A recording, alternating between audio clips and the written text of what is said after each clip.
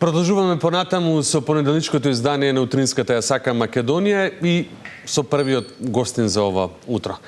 Замислете да се јавите во компанија наместо човек да ви одговори вештачка интелигенција, да ви закаже термин, да ви даде информација, па дури да донесе одлука во дел од процесот. Веќе тоа не е научна фантастика, вештачката интелигенција веќе се користи во бизнисот и институциите. Но што тоа значи за нас? Дали ќе ни ја олесни работата или ќе замени дел од работните места и колку Македонија е подготвена за една ваква промена? За овие прашања разговараме со еден млад човек кој со технологијата се занимава веќе подолго време. Овдека во студиото со мене е Симеон Марковски, дипломиран софтверски инженер и јас би додал иноватор, но ке слушнете во продолжение зошто. Симеон, добро утро и благодарам што ја прифати поканата и што ова утро си заедно со нас во утринската на Ја сакам Македонија. Добро утро и до вас и добро утро до бројните гледачи. Најпрво сакам да се заблагодарам за поканата и можноста да учествувам на утринска емисија и задоволство ми е кога зборувам за вештачката интелигенција, бидејќи е веќе секаде околу нас. Сега секаде околу нас, Симеон, точно, но пред години заедно со твои колеги од факултетот направивте апликација која на луѓето им помагаше да пронедат аптека или лековите во аптека, најблиска. Денес сега зборуваме за вештачка интелигенција. Како се промени технологијата во овие години и начинот на кој вие размислувате за неа? Значи, од тогаш до ден денес драстично се промени веќе технологијата. Веќе вештачката интелигенција не е иднина, туку веќе ја живееме. ChatGPT остави најголема дамка во вештачката интелигенција, но веќе може да согледаме дека во секоја индустрија се употребуваат AI агенти кои што решаваат одредени проблеми и извршуваат одредени акции. Така што можеме со сигурност да кажеме дека вештачката интелигенција веќе е сегашност. Кога тогаш некој би ви кажал дека еден ден ке машините може да разговараат со луѓе, што ќе им рече? Ја искрено би кажал дека ја верував во ова, иако за повеќето луѓе е нешто вау или слично, мислам дека вештачката интелигенција тек ќе осознава други проблематики и ќе решава повеќе проблеми, така што само треба да сме спремни за сите нови работи кои што ќе дојдат. Кога ќе кажеме AI, повеќето луѓе, како што спомени ти, ќе помислат на чат GPT, но што всушност е вештачката интелигенција денеса? Можеби се уште не сме свесни дека може. Вештачката интелигенција веќе се придонесува, како што кажа, во секоја индустрија. И не е само да се постави одредено прашање и да се добие одреден одговор. Веќе вештачката интелигенција создава одредени практики, каде што според одредени команди или наредби прави одредени автоматизации и акции. Така што веќе постави прашање и доби одговор, представува нешто што е создадено веќе, така да повеќе идеме нака одредени акции и извршување него одредени одговори. Сега на вашиот неодамнешен настан, чинам дека беше на крајот на месец јули, беше представено решение кое може да разговара практично со луѓето по телефон, па дури и на македонски јазик. Ке дојде ли време кога да речеме веќе се јавиме во компанија или ке се јавиме во институција, да земеме пример една здравствена институција, а од другата страна практично ќе ни одговори AI наместо човек? Така, во странство веќе во повеќе компании и организации се употребува гласовниот агент и луѓето зборат со вештачка интелигенција.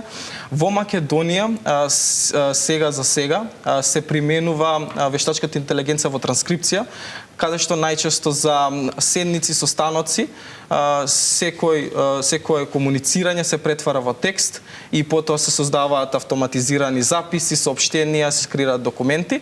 Се уште комуникацијата со гласовен агент не е дојдена во Македонија, но верувам дека во блиска иднина и тоа ќе се случи и веќе ќе почнеме да збориме со гласовен агент. Добро, еве, можеби тоа е уште поважно, ке знаеме ли да разговараме со машини? Машините, целта на машините е да го заменуваат човечкиот агент до некој степен на најчести поставувани прашања, така што ако знаеме да збориме со човечки агент, би знаеле да збориме и со гласовен вештачка интелигенција. Ајде да замислиме една ситуација, да речеме се јавувам во здравствена установа и да кажам добар ден, сакам да закажам термин. Ај ме разбира, ме прашува кога ми одговара или кога има слободен термин, го закажува истиот и ми кажува што треба да направам. Што тука добива човекот, а што добива институцијата или компанијата, која што ќе ги користи ваквите решенија? Секако. Значи, целата проблематика за гласовните агенти е да се достапни 24/7. Ние како што знаеме, имаме веќе некои институции кај што не можеме ни да ги добиеме. Тоа со вештачката интелигенција не се случува, но исто така вештачката интелигенција нема емоции, си има одредени наредби и чекори кои што се извршуваат при таа комуникација.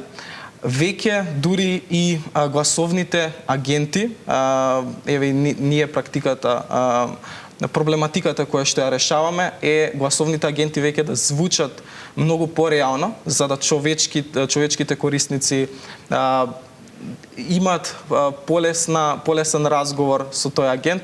Тука некои практики што се употребуваат се позадински звуци, например, ако може да се стави дека гласовниот агент од вештачка интелигенција е во одредена канцеларија, па во позадински звуци слушаме како некој пишува на тастатура или може да ставиме дека е во кафич, па практично Симеон нема да знаеме дали разговараме со машина или разговараме со вистински човек. Тоа е целта.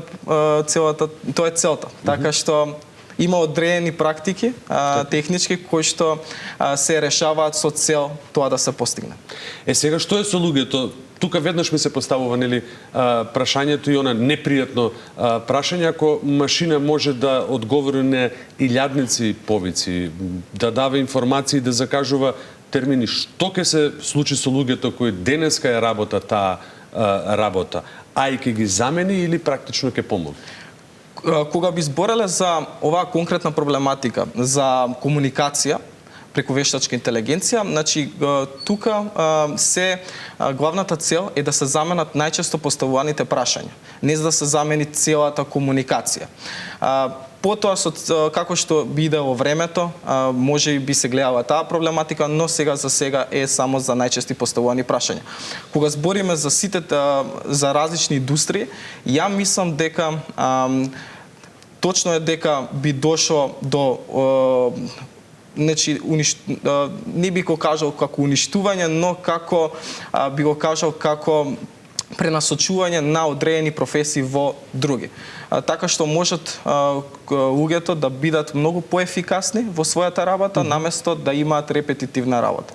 Многу луѓе се плашат дека практично вештачката интелигенција или АИ ќе ја земе нивната работа. Кој според тебе треба повеќе да се плаши? Човекот чија работа може да ја превземе вештачката интелигенција или човекот кој одбива да научи да ја користи вештачката интелигенција? Мислам дека човекот кој што одбива да научи да ја користи, бидејќи тука не сме ние во надпревар човек против машина, туку сме човек кој што не користи вештачката интелигенција против човек кој што ја користи вештачката интелигенција. Така што мислам дека тука е само ние треба да се плашиме од општествата, која е нивната брзина на учење. Со која што ќе ги имплементира, ќе ги научи луѓето да користат вештачката интелигенција. Каде е Македонија на оваа карта? Зборуваме за големите технолошки компании во светот, ги гледаме и ги доживуваме секојдневно, но ајде кога би се врателе кај нас на ова тло, колку е Македонија подготвена за оваа промена? Имаше некои пионерски чекори во изминативе месеци поврзани со вештачката интелигенција, но што повеќе ќе ни кажеш ти на оваа тема? Македонија, од моје искуство, има доста млади кои што развиваат вакви решенија, кои што работат на вештачка интелигенција, така што мислам дека веќе иднината има иднина за Македонија. Според мене само треба повеќе јавната администрација, приватните компании, универзитети, сите да сме поотворени, бидејќи како земја сме мала, ама ако сме отворени за соработка, ќе можеме од тука да создаваме решенија, а не само да бидеме корисници на туги решенија. Ни недостасува знаење, луѓе, инвестиции или можеби храброст да ги прифатиме новите технологии. Што сметаш? Отвореност, храброст, отвореност за соработка, бидејќи ако го имаме тоа, би можеле многу полесно да ги имплементираме овие решенија, затоа што тука млади градат, млади создаваат, млади работат и со поголема отвореност само ќе можат полесно да се тестираат, да се имплементираат и самата држава да користи решенија од Македонија.